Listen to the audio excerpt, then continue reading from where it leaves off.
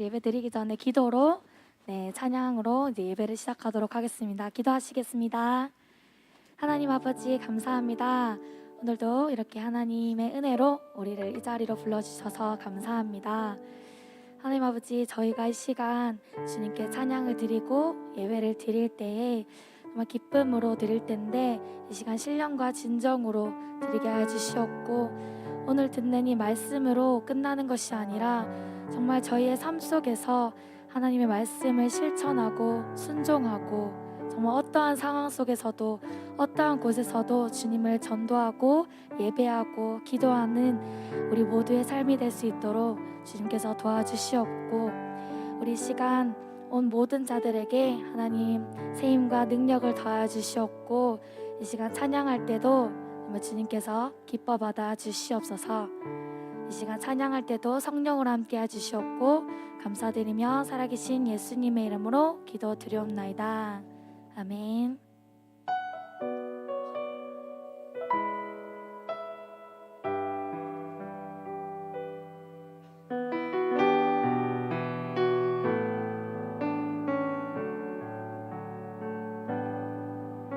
주 사랑이 나를 숨쉬게 해 세상 그 어떤 어려움 속에도 주 은혜로 나를 돌보시며 세상 끝날까지 지켜주시네. 주 사랑이 나를 이끄시네. 내가 갈 수 없는 그곳으로 주의 사랑 나를 붙드시며 세상 끝날까지 인도하시네. 주님만이 내 아픔 아시며 주님만이 내 맘 어루만지네. 어느 누구도 나를 향하신 주님의 사랑을 끊을 수 없네.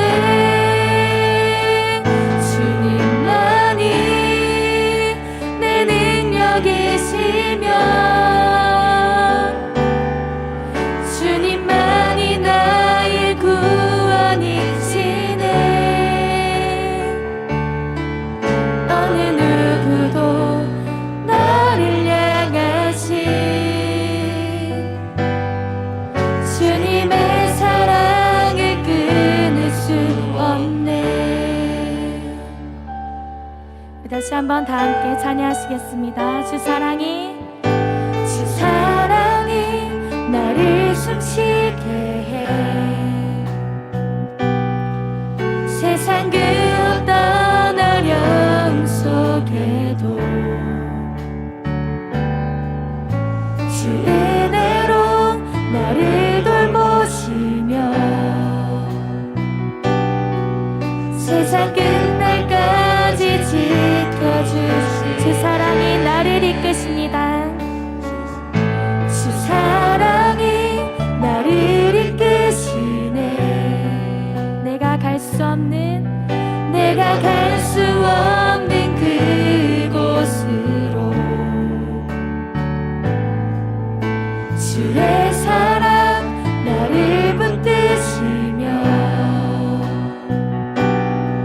세상 끝날까지 인도하시네. 주님만이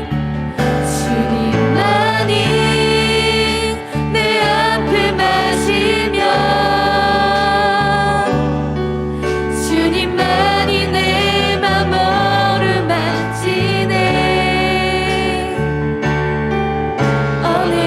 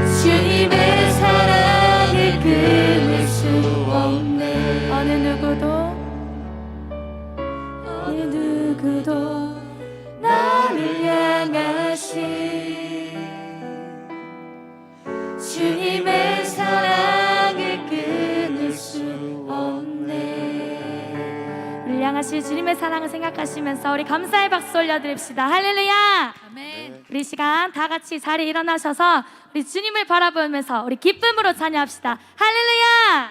네. 아멘. 박수.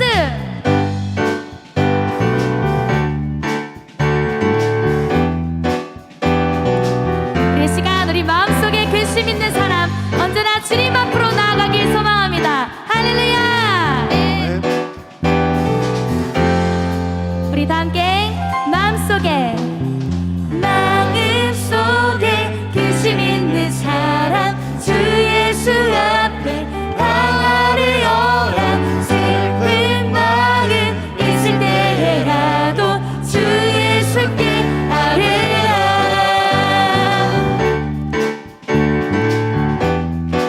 우리 2절 찬양합시다. 눈물 나며 깊은 한숨 쉴 때 주 예수 앞에 나아뢰어라. 은밀한 죄 내게 있더라도 주 예수께 아뢰. 주 예수 앞에 주 예수 앞에 나아뢰어라. 주 우리의 친구니 무엇이나 근심하지 말고 주 예수께 아뢰라. 괴로움과 두려움 있을 때 주 예수 앞에 나아뢰어라. 내일 일은 염려하지 말고 주 예수께 아뢰. 주 예수 앞에 주 예수 앞에 나아뢰어라. 주 우리의 친구니 무엇이나 근심하지 말고 주 예수께. 우리 한 번 더. 주 예수 앞에 주 예수 앞에 나아뢰어라. 주 우리의 친구니 무엇이나 근심하지 말고 주 예수께 아뢰라. 우리 염려하지 말고 오직 기도와 간구함으로 주님 앞에 나아가길 원합니다. 할렐루야. 우리 이 시간 목소리로 고백합시다. 염려하지 말고 기도와 간구로 감사함을. 한 번 더. 염려하지 말고 기도와 간구로 감사함으로. 염려하지 말고 기도와 간구로 감사함. 마지막으로 염려하지 말고 염려하지 말고 기도와 간구로 감사함으로 주 예수 앞에 나아뢰어라. 주 우리의 한 번 더. 주 예수 앞에 주 예수 앞에 나아뢰어라. 주 우리의 친구니 무엇이나 근심하지 말고 주 예수께. 한 번 더. 무엇이나 근심하지 말고 주 예수께 아뢰라. 할렐루야. 우리의 삶 속에서 어떠한 힘든 상황 속에서도 주님만을 바라보며 나아가기 원합니다. 할렐루야. 네. 우리 하나님께 박수로 한번 올려드립시다. 할렐루야. 아멘.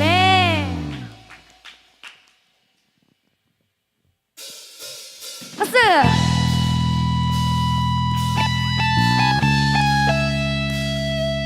우리 이 시간 주님 앞에 신나게 박수치면서 주님을 찬양하기 원합니다.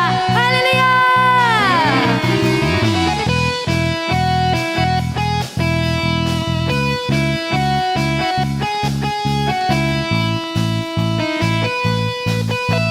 우리 다 함께 찬양합시다.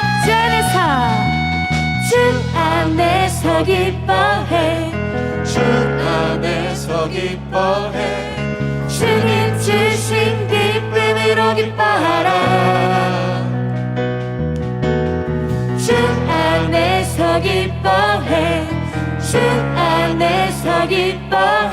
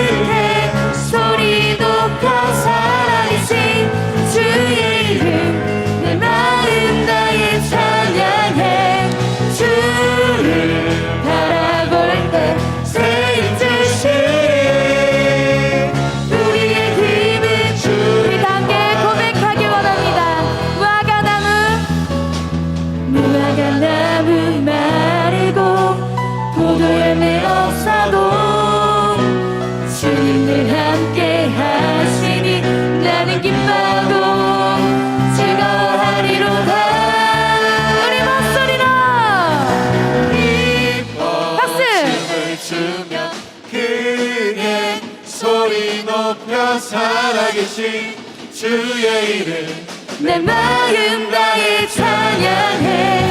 주를 바라볼 때 세인 듯이 우리의 힘은 우리 한번 더 찬양합시다. 기뻐 춤을 추며 기뻐 춤을 추며 크게 소리 높여 살아계신 주의 이름 내 마음 다해 찬양해. 주를 바라볼 때 새인 듯이 우리의 힘은 주를 기뻐하는 우리의 힘은 주를 기뻐하는 것 우리의 힘은 주를 기뻐하는 우리 마지막으로 우리의 힘은 주를 기뻐하는 것 우리 찬양 되신 주님께 감사의 박수 올려드립시다. 할렐루야. 아멘.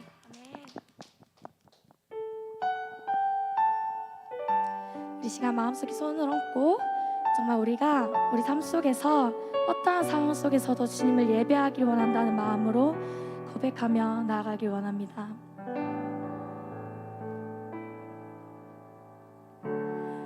따스한 성령님 마음으로 보내 내 몸을 감싸며 주어지는 평안한 만족함을 느끼네. 우리 다 함께 찬양하시겠습니다. 사랑과 진리에 한 줄기 빛 보내 내 몸을 감싸며 주어지는 평안한 그 사랑을 느끼네. 부르신 곳에서 나는 예배하네.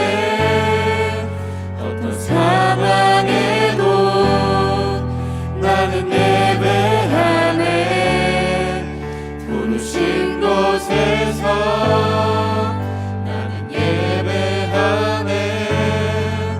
어떤 상황에도 나는 예배하네. 다시 한번 찬양하시겠습니다. 따스한 성령님 따스한 성령님 마음으로 보내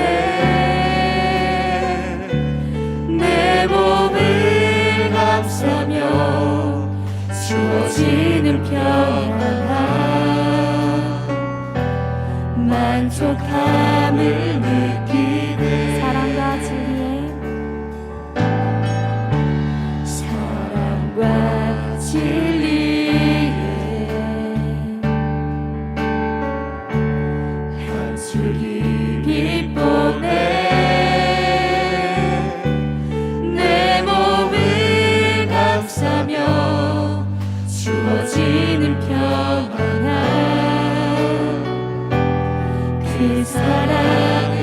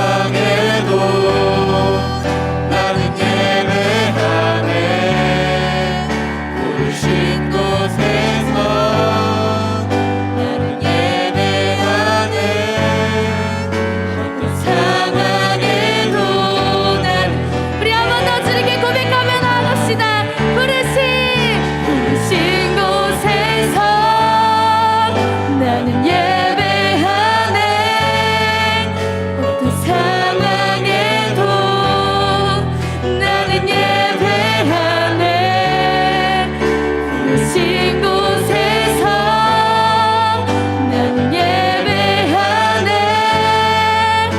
또 사랑해. 이번 찬양할 때는 우리 기도하며 가사를 넣어서 부르겠습니다.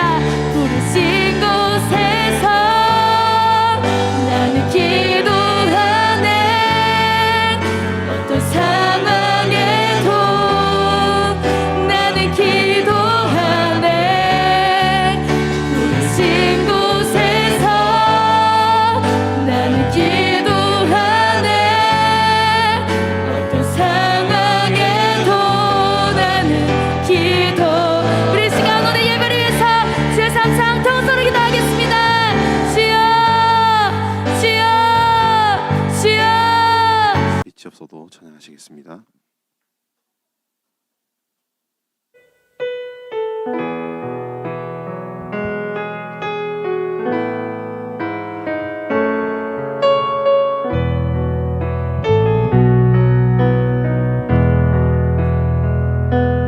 빛이 없어도 환하게 다가오시는 주 예수 나의 당신이여. 음성이 없어도 똑똑히 들려주시는 주 예수 나의 당신이여. 당신이 있음으로 나도 있고 당신의 노래가 머금으로 나는 부를 수 있어요. 주여 꽃처럼 향기 나는 나의 생활이 아니어도 나는 당신이 좋을 수밖에 없어요. 주 예수 나의 당신이여. 나는 없어도 당신이 곁에 계시며 나는 언제나 있습니다. 나는 있어도 당신이 곁에 없으며 나는 언제나 없습니다. 당신이 있음으로 나도 있고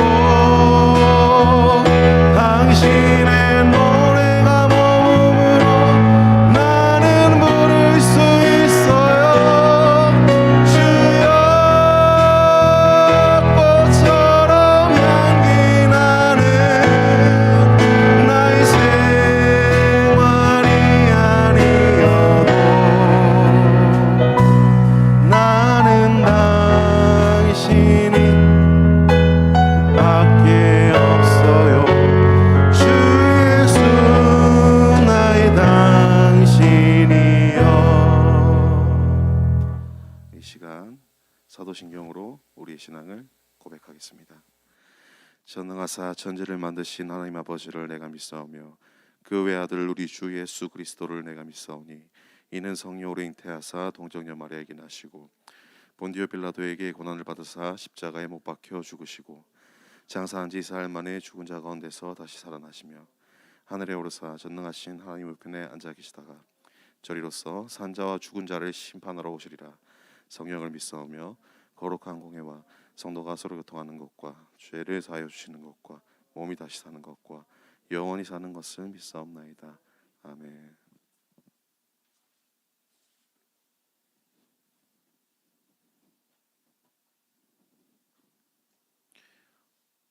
오늘 주님께서 우리에게 주시는 말씀은 요한복음 4장 29절 말씀입니다. 내가 행한 모든 일을 내게 말한 사람을 와서 보라. 이는 그리스도가 아니냐 하니. 다음 한 말씀을 더 보시겠습니다. 요한복음 1장 46절. 이튿날 예수께서 갈릴리로 나가려 하시다가 빌립을 만나 이르시되 나를 따르라 하시니. 아멘. 이제 대구 예수중심교회 대학 1청년부 김생명 전도사님께서 나오셔서 인터라는 제목으로 말씀을 전해 주실 때 많은 은혜 받으시길 바랍니다. 전도사님 나오시겠습니다. 하나님께 박수를 영원 돌리겠습니다. 하나님 분명히 살아계십니다. 오늘 이렇게 복된 날 여러분과 같이 예배드릴 수 있게 돼서 얼마나 감사하든지요. 뒤에 서서 여러분과 같이 찬양을 다 하는데 마음에 감동을 많이 받았습니다. 여러분 잘하는 것도 중요합니다. 잘하는 것도 앞으로 더 잘해야 되는 것도 맞고, 그런데 감동이 있어야 됩니다. 감동. 찬양을 하든 반주를 하든 워십을 하든 말씀 전하는 것도 마찬가지겠죠. 감동이 있어야 됩니다. 근데 뒤에 있는데 감동을 많이 받았습니다. 여러분 지금 우리가 이렇게 숫자가 지금은 그렇게 많지 않지만 언제 하나님이 이 전도의 문을 열어주실지 아무도 모르는 거예요. 그래서 매주 여러분과 제가 최선을 다해서 찬양하고 예배드리고 준비를 하다 보면 하나님께서 열어주시면 사람이 닫을 수 없는 날이 옵니다. 아시겠죠? 이렇게 또 예배드리는데 우리 민서도 이렇게 와가지고 같이 예배드리고 너무 좋죠? 좋습니다. 이렇게 한쪽 눈을 가리고 와서 깜짝 놀랐네요. 좋습니다. 오늘 제목은 인터입니다. 무슨 뜻인지 한번 볼까요? 뭐라고요? 누가 가르쳐줬어요? 한번 봅시다. 인생의 터닝 포인트.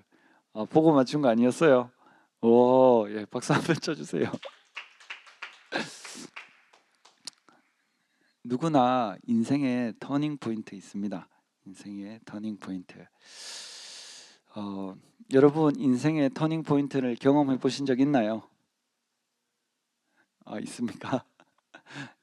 좋습니다. 물론 당연히 있을 수 있죠. 그게 나이랑 상관없습니다. 학년이랑 상관없습니다. 뭔가 내 인생에 커다란 생각의 변화를 줄 수 있는 그런 상황이 되는 것이 인생의 터닝 포인트인데요. 전사님도 많은 것을 경험하고 겪어왔습니다. 어느 날 제가 집에 있었는데 사모님이 저를 불러서 질문을 하나 하는 거예요. 그래서 어떤 질문이냐 그러니까, 만약에 주한이가 또 저랑 있는데 둘 중에 한 사람이 죽어야 되면은 누가 살고 누가 죽을 거예요? 물어보는 거예요. 그래서 제가 글쎄요, 또 진짜 그런 상황이 돼봐야 당연히 알겠지만 그때 당시에 제 심정으로서는 당연히 주한이를 살리고 내가 죽어야지, 그런 말을 했어요. 그래서 왜 그러냐 물어보길래 나는 이제 벌써 인생을 많이 살았고 주한이는 아직 덜 살았으니까 앞으로 살 날이 많은 사람이 살아야지. 그럼 또 물어보는 거예요. 주한이랑 저랑 있으면요? 그래서 제가 누구 살린다 할게요? 그럼요, 제가 사모님 살린다 했어요. 왜 그런지 모르죠? 비밀입니다. 나중에 여러분도 결혼해보면 압니다. 어쨌든 주한이가 저랑 있을 때 죽을 상황이 되면 제가 주한이를 살린다 했어요. 그런데 그것이 과연 저 혼자만의 생각이냐? 그렇지 않습니다. 어느 부모님, 어느 아버지, 어느 어머니한테도 다 물어봐도 자식이 죽을 일이 있는데 부모가 대신 죽을 수 있으면 어떻게 할 거냐 물어보면 100이면 100 다 부모님이 죽는다 할 겁니다.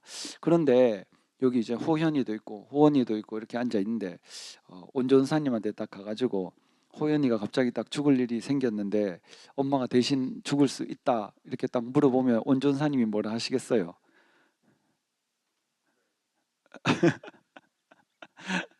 괜찮다 그러시겠어요? 당연히 그럼 내가 죽겠지, 내가 죽어야지 이렇게 딱 하실 거예요. 100%입니다. 그런데 호현이가 딱 그렇게 했는데 호원이가 딱 가서 물어봤는데 호원이가 니는 좀 힘들겠다 그러시겠습니까? 아니에요. 어느 자식이든 다 똑같습니다. 호연이 대신 죽을 수 있다 하면 원전사님이 죽을 것 같고요. 호원이를 대신해서 죽을 수 있냐 물어봐도 똑같습니다. 왜냐하면 둘 다 자식이기 때문이에요. 둘 다 자식이기 때문에 하나님이 그런 심정으로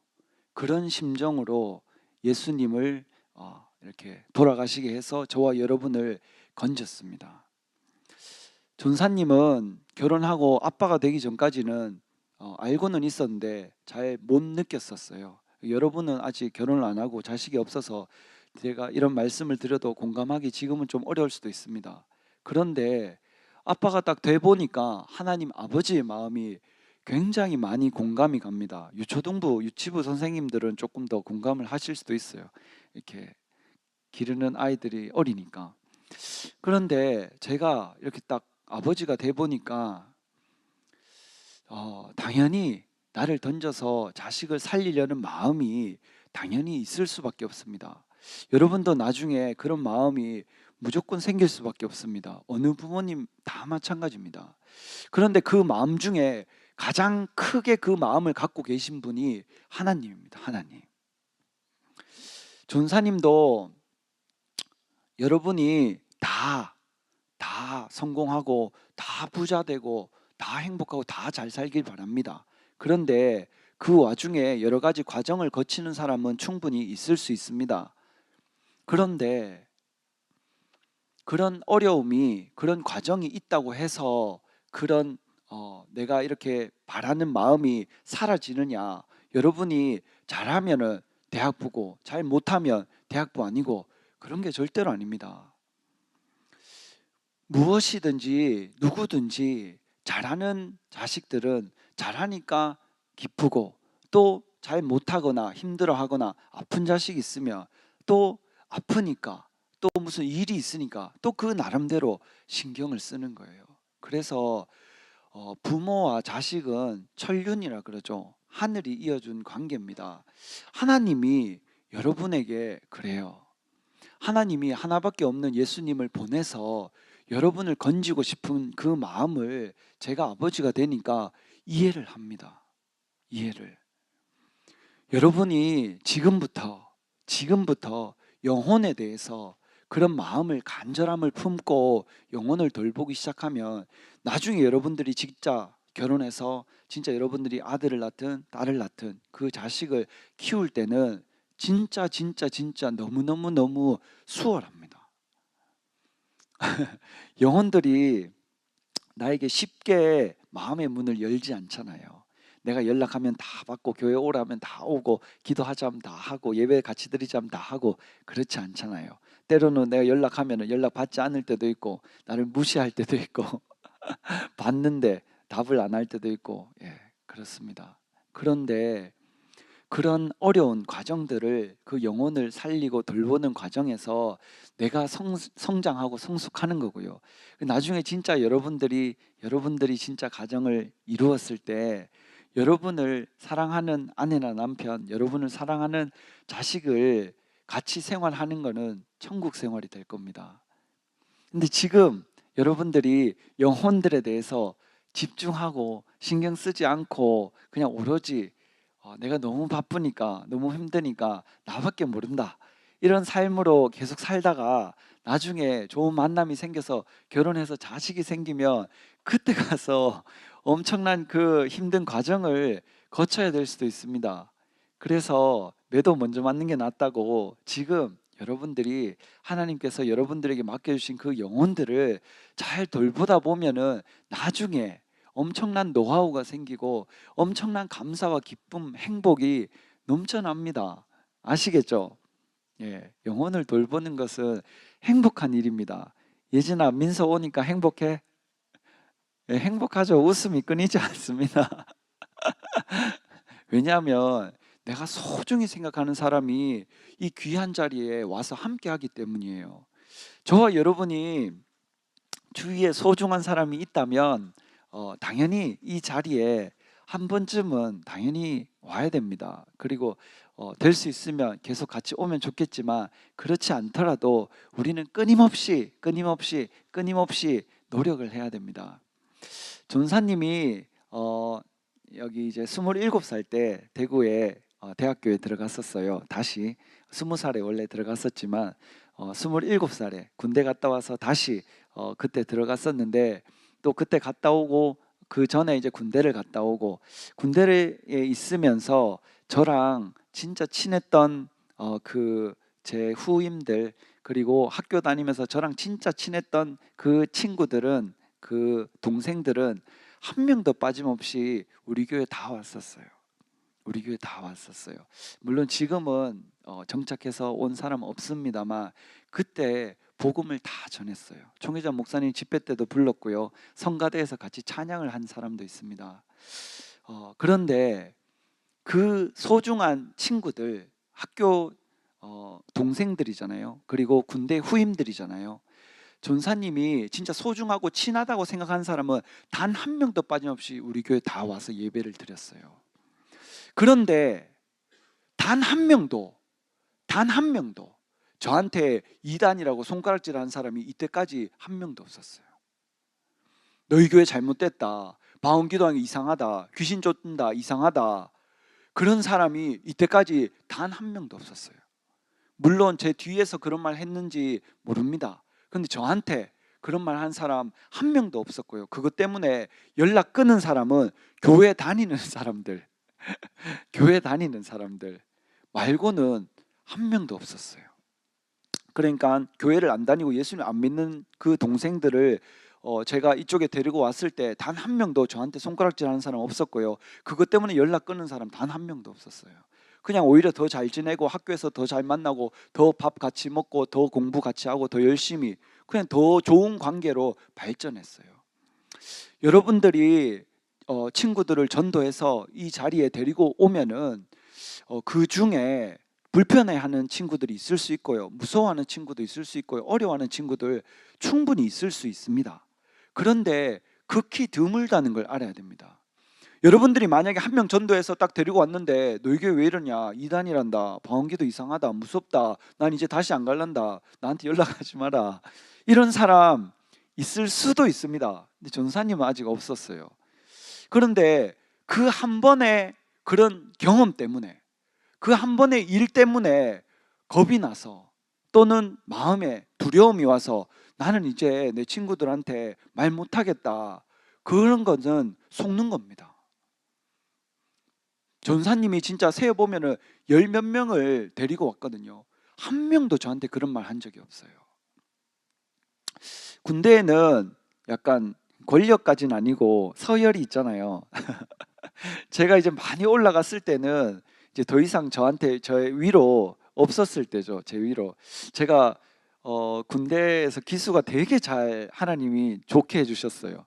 그래서 저 앞에 제 밑으로는 뭐 2주 3주 만에 계속 들어왔어요. 계속. 근데 제 위로는 한 3달 4달 앞서가고 아무도 없는 거예요. 그 앞에 조금 있었는데 다른 본부소대로 다 가고 아무도 없었어요. 그래서 저는 너무 좋았어요, 기수가. 그래가지고 제 위로는 다 빨리 가버리고 제 밑으로는 계속 들어오고. 그래서 하나님이 왜 이렇게 나를 군대에 보내셨을까 깨달은 것이, 예배드리라고. 그래서 애들 다 불렀어요. 내 밑으로 다 모여라. 그래서 그 약간 강압적이지는 않았지만 그 군대의 그 힘을 좀 이용해서 좋은 마음으로 다 모여서 매일 예배드렸습니다. 매일. 그때 당시에 그 친구들 중에 마음 불편했는 사람 있을 수도 있습니다. 그러나 강권해서라도 예배드리고 하나님을 소개시켜 줘서 그 중에 한 사람이라도 예수님 믿고 천국 갈 수 있다면 당연히 그 욕은 제가 먹는 게 당연합니다. 내가 뭔가 불이익을 받아서라도 전할 수 있다면. 전사님이 군대 갔을 때는 그때 당시에 아직 맞는 게 있었어요. 맞는 게 있었고, 그래서 제가 가장 심하게 맞는 거는 이렇게, 제가 맞은 건 아니고요, 머리를 박고 있는데 그 머리를 축구공으로 슛하듯이 맞는 그런 일도 그때 당시에는 있었어요. 엄청 아팠겠죠, 세게. 뭐 괴롭히고 뭐 잠 안 재우고 이런 거는 엄청나게 많았습니다. 그건 아무것도 아니었죠. 그런데 그런 많은 일들이 있었는데 그런데 먹는 거 있잖아요, 먹는 거. 그때 당시에 주말 되면은 토스트가 나왔어요. 토스트도 나오고 콘프레이크도 나오고, 그때는 왜 그렇게 그게 맛있는지. 그래서 막 새벽에 3시 4시에 일 갔다가 근무 나갔다가 다시 들어와서 자야 되는데 잠 안 자고 그거 한번 먹어보겠다고 줄 서가지고 먹다가 많이 갖고 간다고 두드러 맞고 그랬는 경험이 있어요. 그런 많은 시간들이 있었는데, 그런데 계급이 올라갈수록 누리는 것들이 많아졌어요. 계급이 올라가면 올라갈수록 옷도 다 다려주고요, 신발도 다 닦아주고요, 그리고 먹는 것도 진짜 그 위에 있는 고참들이 한 90%를 가지고 저들끼리 알아서 먹고요, 나머지 10%로 다 나눠 먹어야 되고, 밑에는 아예 오지도 않습니다. 옷도 다 다려주고 신발도 다 닦아주고 청소도 다 해주고 정리도 다 해줍니다. 신발도 다 신겨주는 것까지는 아니고 다 발 앞에까지 갖다 주고 이불도 다 깨주고, 뭐 아무튼 거의 병장이 되면은 왕이 되는 거랑 비슷한 때였어요. 그런데 전도사님이 군대 갔을 때 그거를 다 포기했어요. 다 포기하고 개혁을 했어요. 이제 자기 옷 자기가 다린다. 자기 신발, 그때 왜냐하면은 그 때리고 괴롭히는 게 사회적으로 이슈가 엄청나게 많았고, 저희 옆에 있는 거기에 어떤 사람이 뛰어내려 자살했어요. 아무튼 그거 엄청난 문제도 있었고, 그리고 내가 이 복음을 전해야 되는데 내가 다른 사람하고 똑같이 해서 이게 들어가겠냐, 그런 하나님이 감동을 주셔서 다 이제 옷도 다 자기가 다리고 신발도 다 자기가 닦고 이제 먹는 건 다 공평하게 다 나눠 먹고, 내가 딱 됐을 때는 그 제 밑에 사람들은 좀 싫었을 거예요. 자기들은 밑에 때 누리지 못하다가 이제 누릴 때 되니까 이제 다 똑같이. 그런데 전사님 한 가지 목표가 있었어요. 복음을 전하고 싶었어요. 복음을. 내가 불편함을 입고 내가 손해를 보고 내가 어려움을 겪더라도 복음을 전하고 싶었어요. 복음을. 그래서 밤마다 이제 일정이 다 끝나면 다 모여가지고 10몇 명씩 예배를 드린데 그렇게 행복할 수가 없어요. 제가 불공평하게 안 하고 고참이니까 많은 것을 안 누리니까 사람들이 예배 드리는데 불평불만 있는데 다른 거에 할 말이 없으니까 어쩔 수 없이 그냥 예배도 드려야 되는 거예요. 제가 만약에 다른 욕심을 내고 다른 거를 다 나를 중심으로 하고 내 거를 다 챙기고 했으면 그 예배를 드린데도 별 소용이 없었을 거예요. 그런데 제가 다 가진 걸 포기하고 예배를 드리기 위해서 내가 다른 누릴 수 있는 거 다 포기하고, 그러니까 거기 직원분들도 너무 좋아하셨어요. 왜냐하면 제가 장인이 된 다음부터 단 한 번의 문제도 우리 소대는 없었어요. 싸우는 것도 없고 탈령도 없고 문제 일으키는 것도 없고 괴롭히는 것도 없고, 제가 아무것도 허용하지 않았기 때문에 아무것도 없었어요. 왜 그랬을까요? 복음 전하려고. 복음. 저녁 때 다 모여서 예배 드리는 그거 하나 하려고 다 포기한 거예요. 여러분들이 친구를 전도하는 것은 절대 쉬운 게 아닙니다. 그러나 어려운 것도 아닙니다. 여러분들이 쓸 수 있는 돈 조금 아껴서 밥 한 번 더 사주고, 그 사람 생각하면서 비싼 거 아니더라도 선물 하나 사주고, 그 사람 생각날 때마다 기도해주고 연락해주면 상대가 왜 모르겠습니까? 그 진심을, 그 진실을 왜 모르겠어요? 우리 교회 정착하지 않더라도 무조건 한 번 이상 옵니다. 무슨 일이 생겨서 딱 정확한 정해진 날짜에 못 올 수 있지만 다른 날 또 약속하면 반드시 옵니다. 반드시. 예진아, 민서한테 맛있는 거 많이 사줬어?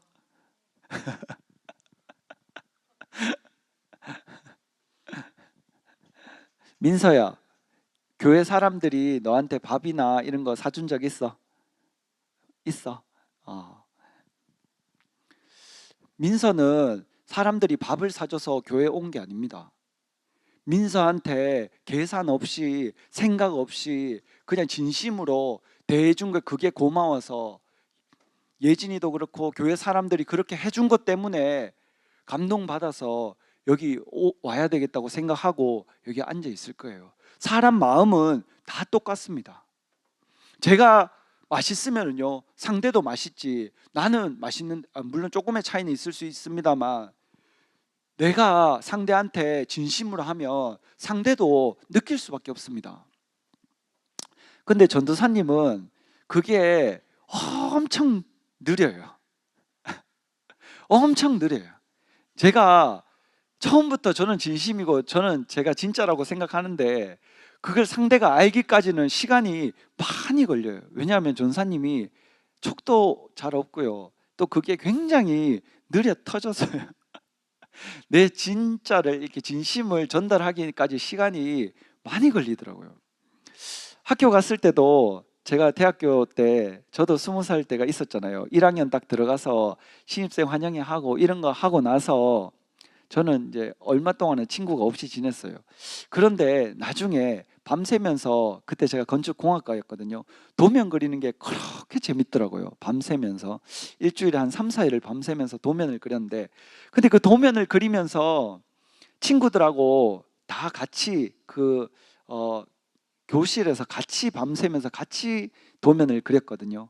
그렇게 하다 보니까 늦을 때 같이 뭐 맛있는 것도 먹고, 잘 모르면 도와주기도 하고 나도 도움 받기도 하고, 그래서 이제 같이 해 뜨면은 집에 다 각자 자러 가기도 하고 그런 시간을 보냈는데, 그때 어떤 애가 저한테 그랬어요. 처음에 니 진짜 싫었다 이러는 거예요. 어떤 여학생이. 그냥 제 뒷번호인가 그랬어요.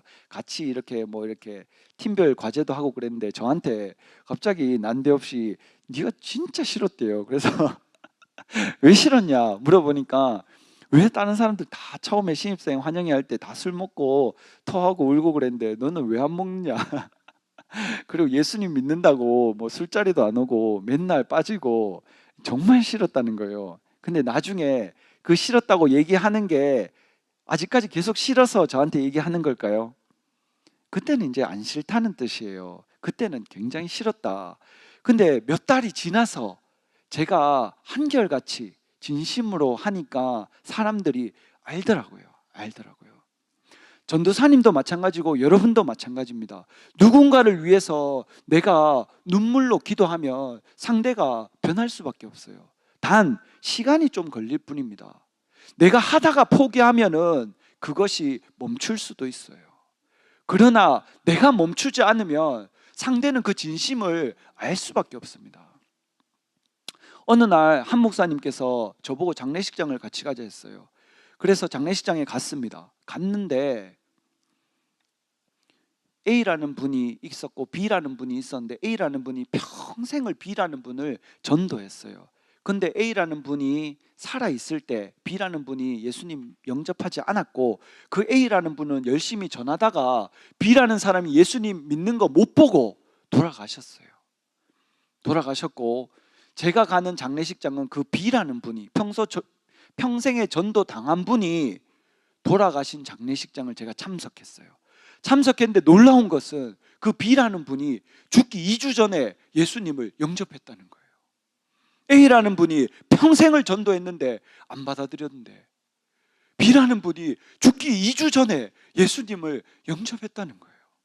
그 말은 뭡니까? A라는 분이 진심이었다는 거죠. 진심으로 그 B라는 친구한테 예수님을 전하고 싶었고, 진짜 같이 천국 가길 원했고, 진짜 예수님 믿기를 바랬는 거예요. 그 B라는 사람은 평생 몰랐지만 죽기 전에는 그게 와닿는 거죠. 아, A라는 사람이 평생에 나한테 전도했구나, 나 예수님 믿어야지 하고 믿고 2주 후에 천국 갔다는 거예요. 여러분, 저와 여러분의 진심은 단 하나도 땅에 떨어지지 않습니다. 우리가 복음 전하기 힘든 이유는 내가 내 욕심을 차려서 내가 나한테 올 것을 다 가져온다면 복음 전하는데 힘들 수 있습니다. 내가 손해 안 보려고 나의 모든 것을 가져온다면은 그 복음이 들어가기가 힘들 수도 있어요. 내가 같이 밥을 먹으러 가는데, 음료수를 사러 가는데 내 건 내가 내고 네 건 네가 내면은 전하기가 힘들 수도 있어요. 단 1,000원이라도 100원이라도 500원이라도 내가 더 내려고 하면, 내가 돈이 있든 없든, 그러면 상대가 알 수밖에 없습니다. 제 인생의 터닝 포인트가 고등학교 2학년 때 조금의 마인드가 확실히 바뀔 때가 있었습니다. 그때가 언제였냐면 저는 그때도 예수님을 믿고 있었어요. 근데 제가 그때도 역시 돈이 없고 그냥 용돈이 많지 않았을 뿐입니다. 그런데 돈이 없고 항상 용돈을 쓰는 게 부족하고 하다 보니까 제가 예수님 믿어도 아낄 수밖에 없는 거예요. 그리고 베풀지를 못하는 거예요. 그랬습니다. 그런데 어느 날 고등학교 2학년이 돼서 제가 올라갔는데 저랑 단짝인 듯한 친구를, 물론 남자입니다. 근데 그 친구를 만났어요. 만났는데 그 친구는 예수님을 믿지 않았어요. 믿지 않았는데 쉬는 시간이 되면 배가 고파서 빵이나 간식 같은 거를 사 먹기도 합니다. 그래서 그 친구랑 이렇게 가잖아요. 뭐 편의점에 가든지 학교 앞에 가게에 가든지 가잖아요. 그럼 꼭 그 친구가 자기가 사주려고 해. 예수님은 내가 믿는데 꼭 사주는 거는 그 친구가 사주는 거예요. 괜찮다. 내가 사 먹을 수 있다면 왜 괜찮대요. 자기 돈이 있대요. 사주고 싶어 사준다는 거예요. 근데 한 번이면은 뭐 그럼 그럴 수도 있잖아요, 친구끼리. 근데 갈 때마다 나는 사준 적이 없는데 계속 사주는 거예요. 제가 그때 충격을 엄청 받았어요. 예수님은 내가 믿고 내가 복음을 전해야 되는데 상대는 예수님 안 믿는데 계속 상대가 나한테 잘해주는 거예요. 다 사는 거예요. 그래서 제가 결심을 했어요. 그때 이렇게 살면 안 되겠구나. 이렇게 살면은 전도하기 힘들겠구나. 내가 손해보고 내가 베풀고 내가 나눠줘야 내가 한 번이라도 복음을 전할 수 있는데 계속 상대가 그렇게. 근데 결국에는 제가 그 친구에게도 복음을 전했어요. 예. 어쨌든 저와 여러분은 손해보기를 결심해야 됩니다. 남한테 베풀기를 결심해야 됩니다. 결단을 해야 됩니다. 여러분이 손해보기를 결심을 해야 됩니다. 왜? 한 번에 그 복음을 전하고 교회 한 번 같이 가자 그 말 한 번 하기 위해서. 여러분이 손해보지 않으면 복음 전하기가 굉장히 어렵습니다. 내 거 내가 다 챙기면 이 복음 전하기가 어렵습니다. 저와 여러분이 예수님을 위해서 손해보고 살아야 됩니다. 손해보고 나눠주면서 살아가려면 어떻게 해야 되겠습니까? 내가 어떤 사람이 되어야 되겠습니까? 예? 그럼요. 박수 한번 쳐주세요. 뭐라 했어요? 예. 부자 돼야 됩니다. 부자. 우리 대구 엑스코에서 집회하는데 몇 억 들어요. 몇 억. 저와 여러분이 100만 원, 200만 원 낸다 해도 아예 상관도 없을 정도로 작은 돈입니다. 몇 억이 들어가니까. 저와 여러분은 지금 해야 되는 거는 돈을 수없이 벌어야 되는 게 아니고 지금 저와 여러분이 할 수 있는 거는 꿈을 꿔야 돼요. 꿈을. 내가 이 대구 집회를 하는데 버스 광고비를 내가 다 내보겠다. 내가 배너 광고비를 다 내보겠다. 얼마 전에 대학부 계좌를 보니까 배너 하나가 얼마였죠? 예, 정확한 금액을 모르겠습니다. 제가. 그런데 그 배너 하나 값이라면서 딱 들어왔더라고요. 여러분도 다 들어가면은 볼 수 있습니다. 근데 제가 감동을 받았어요. 목사님이 500개를 맞췄는데 500개 중에 한 개를 누군지 모르는 이름도 밝히지 않는 그 저와 여러분 중에 있는 지금 여기 있는 이 사람 중에 한 명이 그 500개 중에 한 개를 담당했는 거예요. 그분이 한 개를 담당했으니까 목사님은 이제 499개 이것만 하면 되는 거예요. 만약에 저와 여러분이 버스 광고를 부분적으로라도 할 수 있다면, 현수막을 할 수 있다면, 전단지를 비용을 할 수 있다면, 물티슈 비용을 낼 수 있다면 그 저와 여러분도 같이 한 겁니다. 같이. 어제 맞습니까? 예, 어제입니까? 어제 아랫게 예, 장로님실에 모여서 목사님과 전사님들 회의를 좀 했습니다. 회의를 좀 했습니다. 회의를 해서 이제 어떻게 채울 것이냐, 버스 한 대를 어떻게 채울 것이냐. 전사님도 목사님이 버스 한 대 하라고 하셨어요.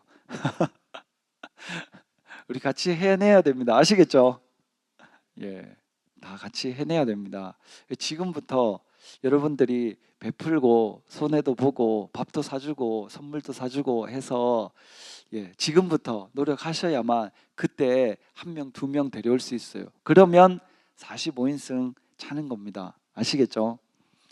그래서 회의를 했는데 목사님이 그 성서에 계신 분들 간증을 해주면서 할아버지 할머니 구역 예배였는데 봉투에 몇천 원부터 뭐 이렇게 금액을 다 모아서 할아버지 할머니들이 그 헌금을 엑스코 예수 전도 집회 헌금을 냈는데 그 총 합친 금액도 그렇게 크지 않았어요.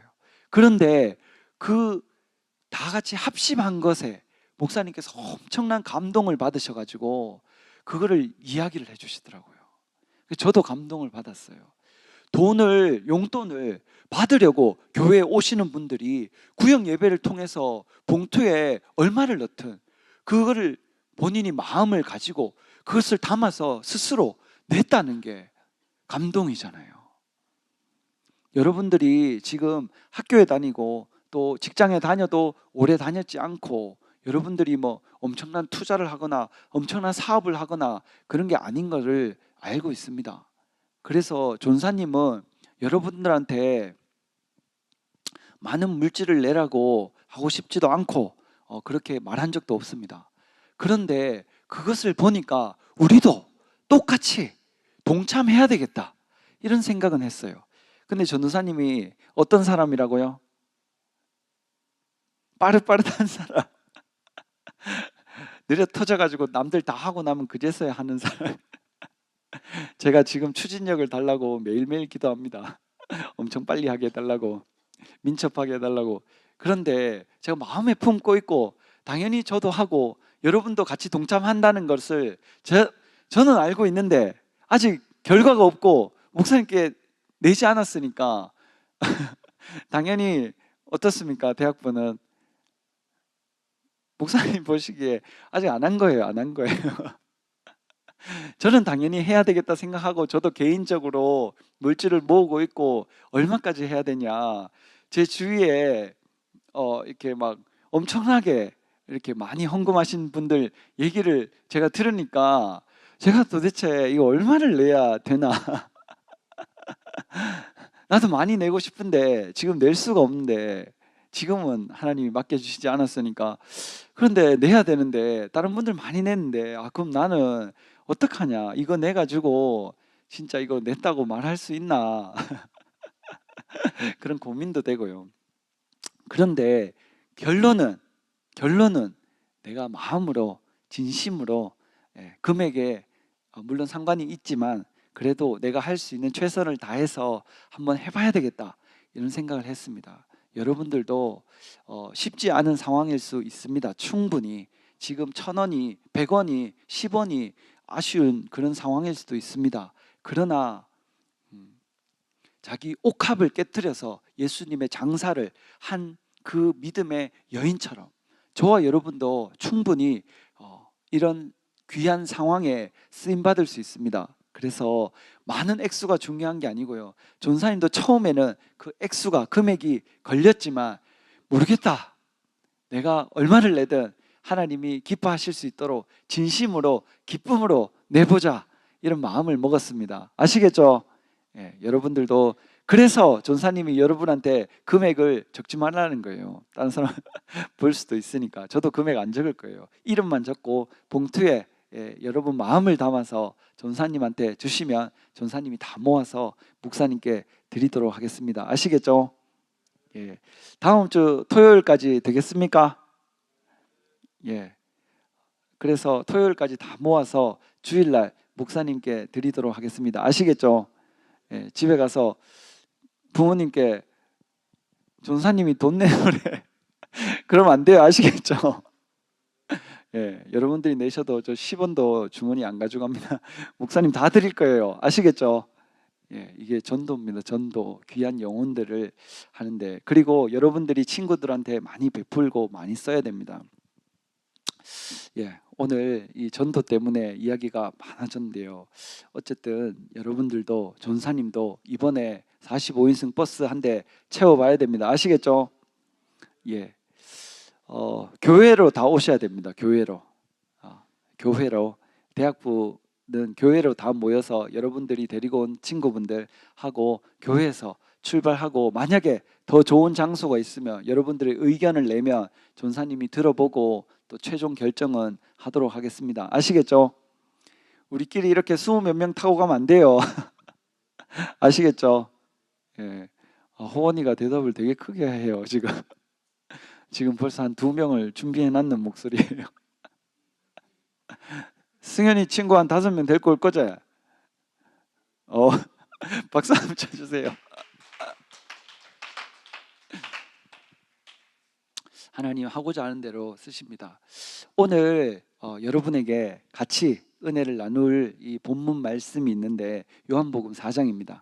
오늘 좀 긴데 한번 봅시다. 29절 말고요. 예, 처음부터 5절부터 보겠습니다. 5절부터. 사마리아에 있는 수가라 하는 동네에 이르시니, 수가라는 동네에 예수님이 제자들과 같이 왔어요. 야곱이 그 아들 요셉에게 준 땅, 야곱이 그 아들 요셉에게 땅을 줍니까? 요셉이 총리잖아요. 요셉이 엄청난 부자잖아요. 요셉이 아버지와 그 형제들 다, 그 가족들 다 먹여 살리고 다 불렀잖아요. 그런데도 아버지인 야곱이 요셉에게 줄 땅이 있는 거예요. 땅. 여러분들이 지금 학교에 가서 열심히 공부를 하고 졸업을 하고 좋은 회사에 들어가기도 하고 연봉이나 월급이 올라가기도 하고 또 사업을 해서 돈을 많이 벌기도 하고, 그런데도 하나님 아버지는 여러분들한테 아직도 더 줄 게 있습니다. 지금 여러분 모습 그대로 만족하고 살아도 엄청나게 감사한 일이에요. 감사를 하고 싶으면 지금 내 삶에 만족하면 되고요. 내가 성장하고 더 올라가고 싶으면 지금 삶에 만족하지 않으면 됩니다. 지금까지도 당연히 감사하죠. 전사님도 감사하고 여러분도 분명히 감사할 겁니다. 그런데 저와 여러분에게는 아직 꿈이 있잖아요. 꿈. 다 꿈 있으시죠? 예. 다 부자 되실 거죠? 교회 주의 일 많이 하실 거죠? 어려운 사람 많이 도와주실 거죠? 학교도 짓고 병원도 짓고 아프리카에 우물도 파주고, 박예은 우물 퍼먹는 사람마다 예은이한테 고마워하고, 어쨌든 저와 여러분은 할 일이 너무나 많습니다. 저와 여러분이 잘 먹고 잘 살고 좋은 차 타고 좋은 집에 살려고 부자 되려고 하는 게 아니고, 우리는 주의 일을 해야 됩니다. 주의 일. 내가 소중한 지인들, 친구들한테 물질을 퍼부어서라도 그 영혼을 건지려는 간절함이 있어야 돼요. 간절함. 돈으로 그 사람을 사는 게 아니고요. 어떤 걸 써서라도, 무슨 방법을 써서라도 내 진심이 닿을 수 있게 하나님께 구해야 됩니다. 구해야 됩니다. 요셉이 없어서 야곱이 줬겠습니까? 있는 사람한테 더 주는 거예요. 여러분들이 부자가 되기 시작하고 물질을 관리할 수 있는 힘이 있기 시작할 때부터 하나님은 더 붓기 시작하십니다. 왜? 맡길 수 있는 그릇이 준비됐으니까. 내가 아무리 자녀고 내가 아무리 필요해도 준비되지 않으면 안 됩니다. 주한이가 아무리 내 아들이라도 운전한다고 차 키달라 하면 안 되는 거예요. 나이가 돼야 되고 운전 면허증이 있을 때 가능합니다. 저와 여러분도 마찬가지입니다. 하나님이 아버지라고 아무나 아무거나 다 주시지 않습니다. 저와 여러분이 준비되었을 때, 실질적으로 경제적인 부분에 공부하고 준비하고 생각할 때, 지금 여러분은 부자가 아닙니다. 어떻게 하면 부자가 될 수 있을지 공부해야 되고 생각해야 될 시기입니다. 지금 여러분들이 하는 일에, 공부에 최선을 다해서 결과를 남길 시기입니다. 요셉은 부자였지만 아버지가 요셉에게 땅을 줬다는 거예요. 요셉에게 준 땅이 가깝고 거기 또 야곱의 우물이 있더라. 예수께서 행로에 곤하여. 예수님이 행로에 뭐라고요? 예수님도 피곤한 게 있는 거예요. 예수님도 저와 여러분하고 똑같이 피곤하기도 하고 배도 고프고 잠도 오고, 그런데 예수님은 밤새 잠 안 자고 기도하시고 또 죽은 사람도 살리고 없는 것도 있게 하시고 그거를 초월하시는 분이죠. 행로에 고나여 우물 곁에 그대로 앉으시니 때가 제6시쯤 되었더라. 제6시가 몇 시입니까?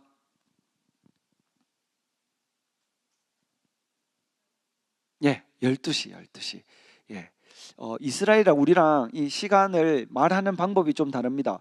6시 하면은 12시잖아요. 6시간 더 하면 보통 그 시간이 맞습니다. 그래서 12시에 사마리아 여자 하나가 물을 길러 왔음에 예수께서 물을 좀 달라 하시니, 어떤 여자가 물 길러 왔는데 예수님이 물 좀 달라 하시는 거예요. 이는 제자들이 먹을 것을 사러 동네에 들어갔습니다. 제자들은 다 동네에 먹을 것을 사러 갔고 예수님은 우물 곁에 피곤해서 조금 앉아 계시는데 어떤 여인이 물을 뜨러 와가지고 물 좀 달라 이랬어요. 사마리아 여자가 가로되 당신은 유대인으로서 어찌하여 사마리아 여자 나에게 물을 달라 하나이까 하니, 사마리아인하고 유대인하고 뭐가 다르죠?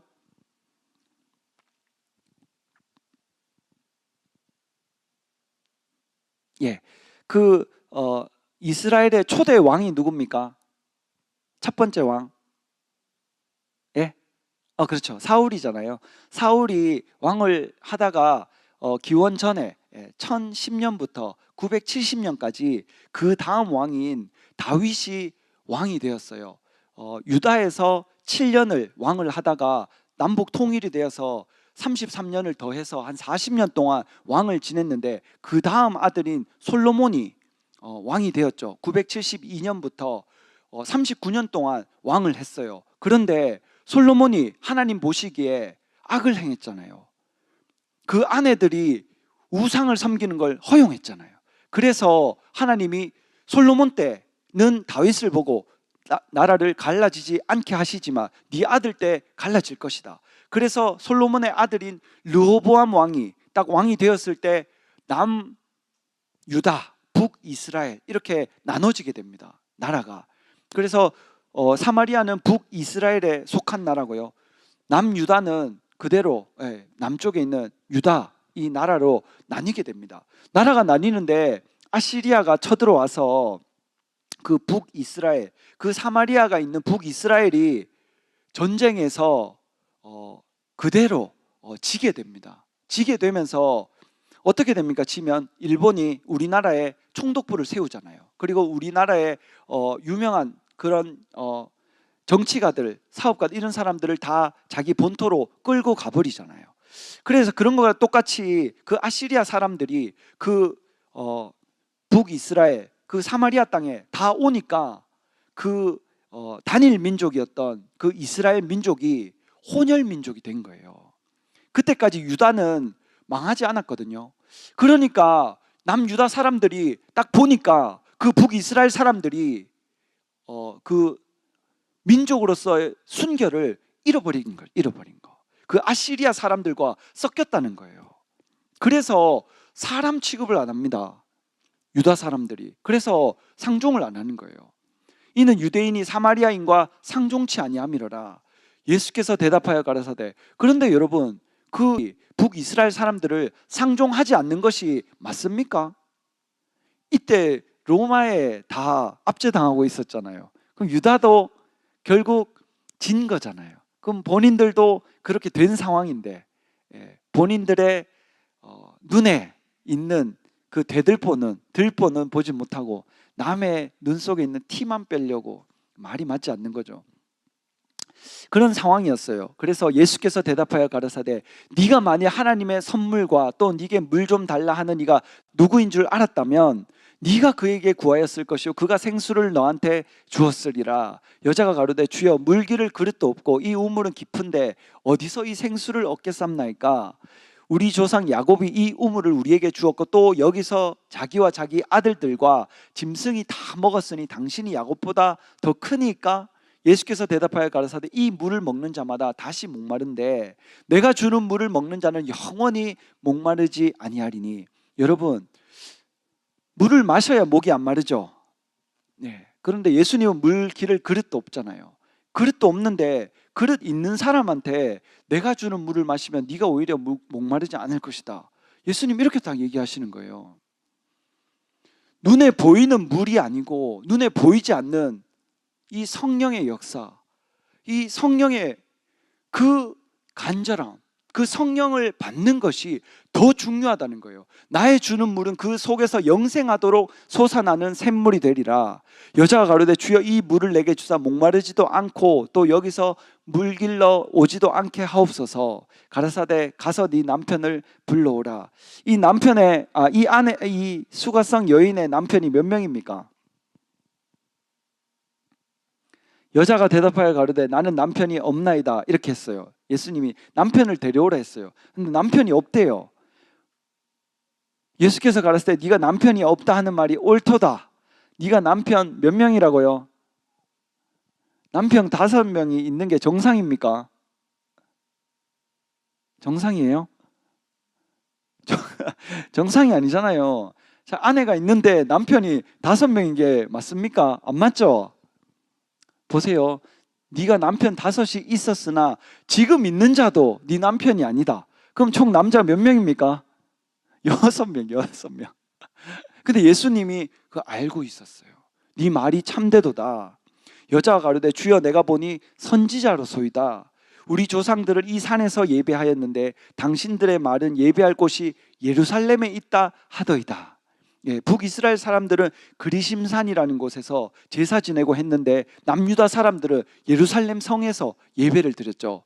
근데 예수께서 가라사대 여자여 내 말을 믿으라. 이 산에서도 말고 예루살렘에서도 말고 너희가 아버지께 예배할 때가 이르리라. 그때가 언제입니까? 그때가 언제예요? 지금이죠. 지금. 혜연이 박수 쳐주세요. 지금 우리가 지금 산에 가서 그 제사 안 지내잖아요. 꼭 그 이스라엘 예루살렘 가서 예배 안 드리잖아요. 어디서든지 예배 드릴 수 있는 문이 열렸잖아요. 너희는 알지 못하는 것을 예배하고 우리는 아는 것을 예배하노니 이는 구원이 유대인에게서 남이니라. 아버지께 참으로 예배하는 자들은 신령과 진정이 뭡니까? 신령은 성령으로, 진정은 마음을 다해서 진심으로 예배할 때가 오나니 곧 이때라. 아버지께서 이렇게 자기에게 예배하는 자들을 찾으시느니라. 하나님은 영이시니 예배하는 자가 신령과 진정으로 예배할지니라. 여자가 가로되 메시아 곧 그리스도라 하는 이가 오실 줄을 내가 아노니 그가 오시면 모든 것을 우리에게 구하시리이다. 예수께서 이르시되 네가 말하는 내가 그러라 하시니라. 그때 제자들이 돌아와서 예수께서 여자와 말씀하시는 것을 이상히 여겼으나 무엇을 구하시나이까? 어찌하여 저와 말씀하시나이까? 묻는 이가 없더라. 여자가 물동이를 버려두고 동네에 들어가서 사람들에게 뭐 하기 시작합니까? 전도하기 시작하는 거예요. 전도. 제가 이 말을 하고 싶어서 이걸 다 읽었어요. 여러분 다 부자 되실 거죠? 다 성공하실 거죠? 성공하고 부자 돼도 전도하실 거죠? 지금부터 전도해야 돼요. 지금부터. 이 수가성 여인이 남편이 5명 있었어요. 그리고 지금 살고 있는 남자도 남편이 아니야. 도덕적으로 옳지 않은 삶을 살고 있었어. 지금 저와 여러분 중에 하나님이 원치 않는 것들을 하면서 신앙생활 하는 사람 있을 수 있습니다. 그리고 어떻게 보면 있을 수밖에 없어요. 사람은 누구나 연약하고 부족함이 있기 때문에. 그런데 이 수가성 여인이 남편이 5명 있고 지금 다른 남자랑 살고 있는데 본인이 결심하고 결단한 것은 무엇이냐? 전도해야 되겠다. 내가 도덕적으로 윤리적으로 옳지 않고 맞지 않다고 내가 무슨 예수님을 전하냐? 내가 무슨 전도를 하냐? 그런 생각을 한 것이 아니고 나의 모든 형편과 사정을 예수님이 알고 계신다. 그렇지만 내가 그렇기 때문에 더 전도해야 되겠다. 전도. 자기가 물들어 그 우물에 왔는데 그 물동이를 버려두고 온 동네 사람들에게 내가 겪고 있는 모든 것을 말하는 예수님이 오셨다고 전도하기 시작합니다. 전도. 그러니까 사람들이 예수님이 만나보지도 못했고 보지도 못했는데 그 사람이 다 알고 있다고, 선지자다, 예수님이다 딱 하니까 사람들이 보고 싶은 거예요. 들어보고 싶은 거예요. 그래서 사람들이, 그 여인 때문에 온 동네 사람들이 예수님께로 몰려들기 시작합니다. 그래서 예수님이 복음을 전하기 시작했고 이틀을 더 유했는데 그 동네에 사람들이 이제 하는 말이, 나는 이제 네가 하는 말 때문에 예수님을 믿는 게 아니고 예수님의 말 때문에 이제 나는 다 예수님을 믿는다면서 그 온 동네 사람들이 예수님 믿게 된 거예요. 창세기 39장 2절 3절 보겠습니다. 여러분 보세요. 여호와께서 요셉과 함께 하심으로 그가 형통한 자가 되어 그 주인 애굽 사람의 집에 있으니, 형통한 사람이 되어서 그 집 애굽 사람의 집에 있더니 그 주인이 여호와께서 그와 함께 하심을 보며, 이때 요셉의 신분이 뭡니까? 이때 요셉의 신분이 뭡니까? 노예죠, 노예. 노예인데 하나님이 함께 하시고 형통한 거는 보이는 거예요. 꼭 내가 CEO가 되고 부자가 되고 성공하고 이름을 날려야만 복음을 전할 수 있는 것이 아니고, 내가 아무것도 아닌 평범한 사람일 때부터, 또는 요셉과 같이 억울한 일을 당해서 누명을 써서 노예였을 때부터 복음은 전할 수 있다는 거죠. 내가 하나님이 나와 함께 하시는 사람들에게 보일 수 있다는 거죠. 충분히. 얼마 전에 페이스북에 올라온 글을 한 개 봤습니다. 보니까 저는 중학교 때 왕따 당한 사람이었습니다 하면서 그 글을 올렸는데, 그 메인 사진이 박보검 사진이었어요. 박보검 사진이었고 거기에 저는 왕따를 당하던 사람이었습니다 하면서 글을 올라왔어요. 이게 뭐지? 박보검이 왕따를 시켰다는 건가? 라는 궁금증이 생겨서 그 글을 읽었어요. 그건 제 착각이었어요. 글을 읽었는데 그 학교에서 한 명이 왕따를 당해서 아무도 자기와 놀아주지 않고 친구해주지 않았는데, 유일하게 자기 짝이 바뀌면서 그 짝이 자기를 챙기기 시작했고 친구로 생각해주고 도와주고 했는데 그 사람이 박보검이었다는 거예요. 지금 엄청난 유명세를 타고 성공했습니다. 근데 지금도 화장해 주시는 분, 옷 코디해 주시는 분, 이런 분한테 절대로 함부로 하지 않고 예의를 다 갖춰서 하고 친절하고 잘 웃고 미소 짓고 고맙다 하고 감사가 입에 떠나지 않고, 그건 뭡니까? 중학교 때 삶이랑 지금이란 삶이 어떻습니까? 똑같은 거예요. 똑같은 거. 성공해도 지금 나의 이 상황이, 이 예의가, 이 됨됨이가 똑같이 간다는 거예요. 그러니까 미투 운동이 전개되는 이유가 뭡니까? 과거에 잘못하고 과거에 악하게 하고 과거에 남을 힘들게 아프게 한 그 사람이 성공해도 이게 다 밝혀지는 거예요. 여러분들이, 전도사님도 여러분들도 지금부터 마음이 옳아야 됩니다. 선해야 됩니다. 어떤 사람이 나에게 악을 갚을지라도 나는 선으로 베풀어야 됩니다. 누가 나에게 오해를 하고 누명을 씌우고 해도 감사로, 내 진심으로 그것을 풀어야 돼요. 내가 똑같이 싸우고 똑같이 악을 행하고 똑같이 갚아주며 예수님 믿지 않는 사람과 무엇이 다르겠습니까?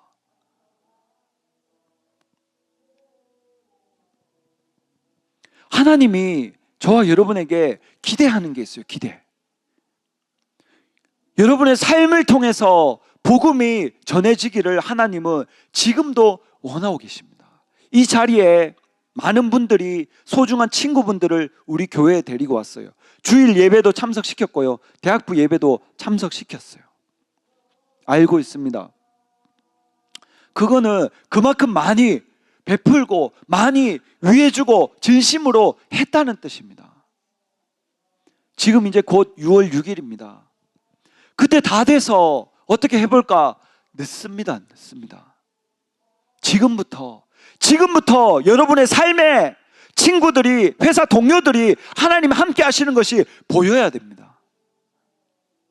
여러분들이 얼마나 희생을 하고 손해를 보고 많은 사람들에게 베풀고 나눠주기 좋아하는 사람이 되었을 때 그 복음이 들어가기가 좋다는 거예요. 전사님은 신방을 가면은 제가 절대로 대접받지 않으려고 노력을 합니다. 일꾼이 되고 가치를 알고 상급을 알고 면류관을 아는 사람들은 제가 다 대접을 받습니다. 왜? 그 사람들 상을 받고 면류관 받게 해주려고, 주의 종을 대접하면 어떤 복을 받는지 아니까. 전사님은 절대 돈이 없거나 거지가 아닙니다. 그런데 신방을 가면 꼭 제가 냅니다. 제가 진짜 그 와중에 깨달은 몇 사람은 자기가 내겠다고 하는 사람 있어요. 그런 사람 말고 다 제가 냅니다. 왜? 이 진짜 복음 중에 복음, 진짜 중에 진짜를 전하고 싶어서. 여러분, 부자 돼야 되고 성공해야 되는 이유가 여기 있어요. 여기 예수님을 한 번이라도 더 전하려고. 여러분, 학교에 가시면 실력이 있어야 됩니다. 공부 잘해야 됩니다. 왜? 남 가르쳐 주면서 교회 한번 오게 하려고. 회사 가면은 일찍 가야 됩니다. 지각하면 안 됩니다. 실력을 보여야 됩니다. 거기서 인정받아야 됩니다. 살아남아야 돼요. 왜? 복음 한 번 더 전하려고. 내가 전하는 이 복음이 가짜란 소리 나올까 봐, 예수님이 진짜인데 그 진짜를 전하기 위해서 내가 달라져야 되는 거예요.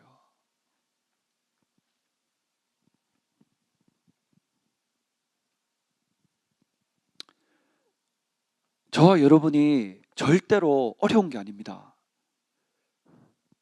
이번에 한번 다 같이 가장 소중한 지인들, 친구들 6월 6일 날 다 데리고 와봅시다. 아시겠죠? 전도사님이 시켜서 하는 게 아닙니다. 목사님이 시켜서 하는 게 아닙니다. 우리 아버지 일입니다. 하나님 아버지, 내가 가장 소중하게 생각하는 하나님 아버지 일, 하나님 아버지 일에 내가 소중히 했을 때 하나님도 내가 가장 필요하고 소중할 때 하나님이 발벗고 나서십니다. 난 그걸 알아요. 이 시간 우리 다 같이 기도하겠습니다. 부름받아 나선 이 몸, 부르고 기도할 텐데요. 여러분들이 많은 부분 진짜 복음을 전하기 위해서 지금부터 철저히 준비합시다.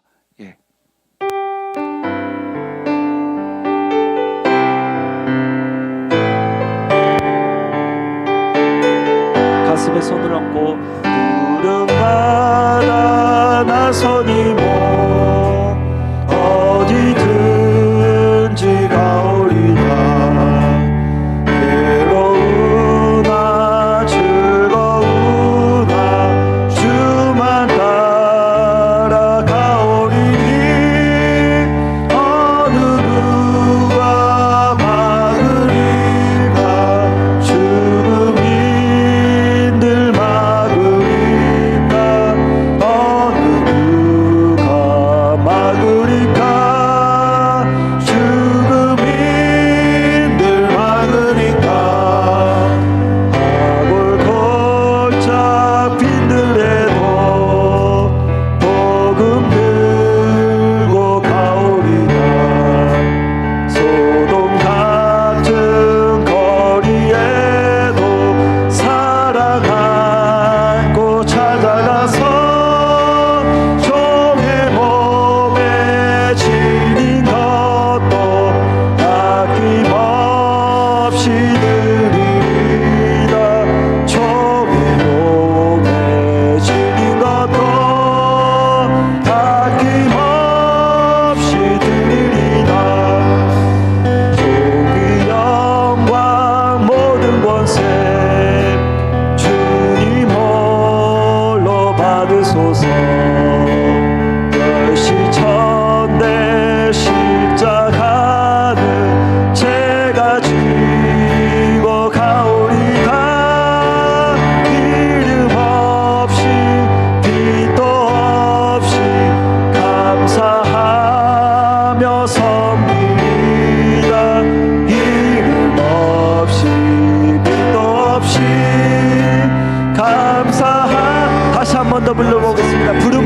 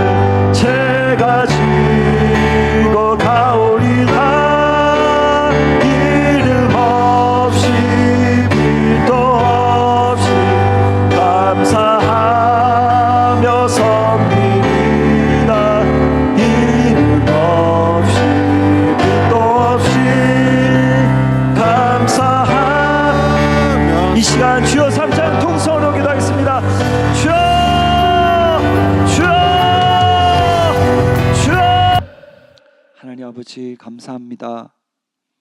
우리가 성공했기 때문에 부자가 됐기 때문에 전도를 하려고 하는 것이 아니라 아무것도 없고 하나님 학생일 때부터 하나님이 함께 하심이 사람들에게 보이게 하시고 형통함이 보이게 하시고 복음을 전하는 삶을 살아갈 수 있도록 은혜를 베풀어 주시옵소서. 감사하며 예수님의 이름으로 기도드렸습니다. 아멘. 이 시간 하나님께 준비한 예물 드리겠습니다. 헌금송 있겠습니다. 박수로 맞아주세요.